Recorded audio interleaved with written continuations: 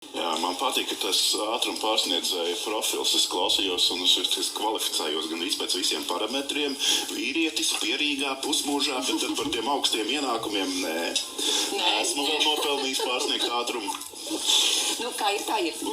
Bet vēl šajā mirklī mums ir Ilza pievienojusies. Labrīt, varbūt tomēr šajā statistikā nevajag iekļūt un par to ir jāpriecājas. Bet lielu prieku daudzreiz sagādā tas, ka dabā var vērot ļoti skaistas dabas parādības.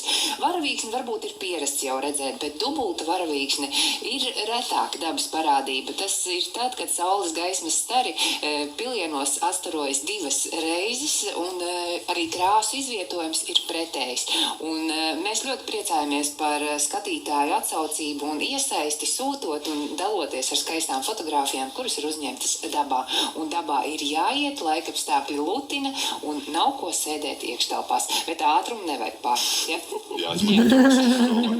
Jā, vasara tik tiešām jāizmanto, jo arī šodien valsts lielākajā daļā ir gaidāms karsts laiks. Gaisa temperatūra daudz viet paaugstināsies līdz 25, 28 grādiem. Nedaudz vēsāks laiks dienas laikā saglabāsies Kurzemes piekrastē, galvenokārt Rīgas līča piekrastē, kur gaisa temperatūra būs 20-22 grādu robežās. Valdošais būs lēns līdz mērens austrumu puses vējš. Nokrišņi šodien nav gaidāmi. Arī Rīgā diena ir gaidāma vasarīgi saulaina un karsta. Dienas vidū gaiss iesils līdz 24-26 grādiem. Un nedaudz vēl par to, kāda laikapstākļa gaidām turpmākajās dienās.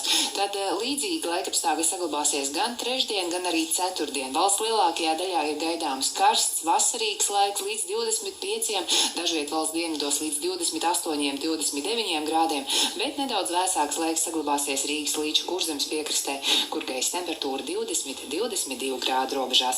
Pareizais laiks 7:01.